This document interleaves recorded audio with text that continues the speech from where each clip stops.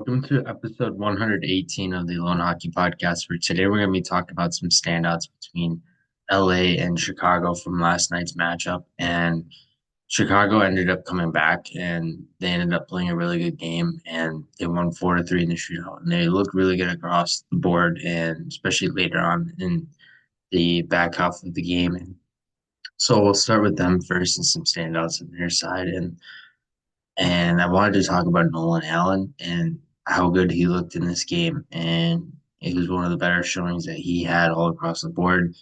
He looked really calm, looked really good with the puck on his stick. He looked like he was making outlet passes really well. He had an assist in this game. He was a guy that brought that steady presence on the back end once again, and he stood out in that sense and how he's able to calm plays down and calm situations down. And that allowed him to take advantage of a lot of different situations with the puck on his stick, and he was able to execute a lot of different passing options really well.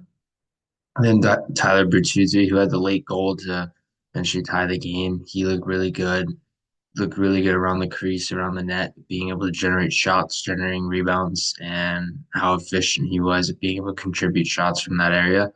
And he looked really calm and he looked like he was making decisions really well. But what I really noticed from him was his execution and, like I said, around the crease, but also his ability to shoot pucks from a volume perspective from afar in the ozone and how he's able to generate that as well. And he's really consistent in that sense. And Nick Foligno looked really good and had a goal for the first time in a handful of games in this game. And he looked really good around the net. He looked really good generating shots around the crease. And similar to Bertuzzi, being able to generate volume from afar in many different ways as well. Lucas Reichel looked really good.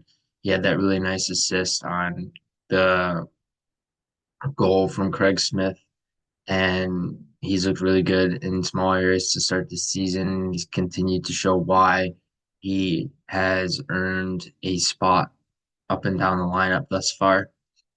And then Connor Bedard had a really good game, and he had that really nice shootout move that really stood out where he slowed down and almost looked like Patrick Kane in some ways, where he slowed the play down and then he did a little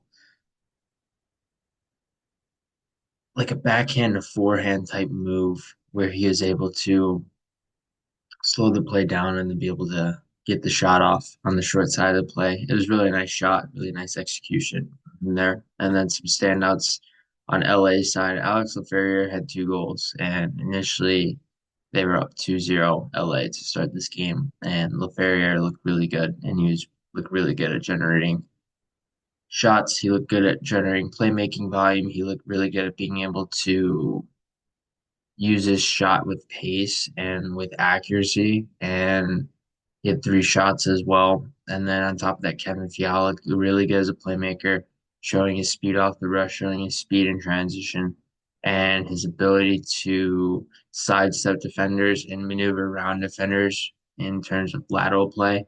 And that allowed him to be able to create separation space and do it in a really effective way.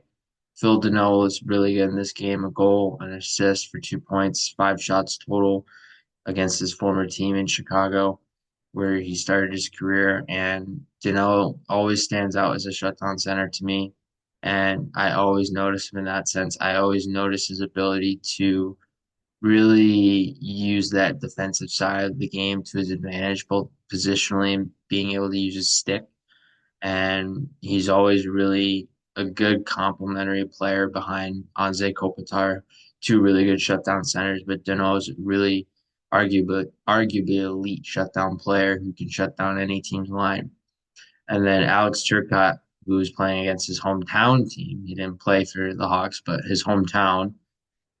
He looked really good in this game. He had assists, and I've actually liked this game to start the season. It's more of a make or break type deal with him where he needs to find a consistent role within this team, or else there's going to be a point where I imagine he gets traded in the near future.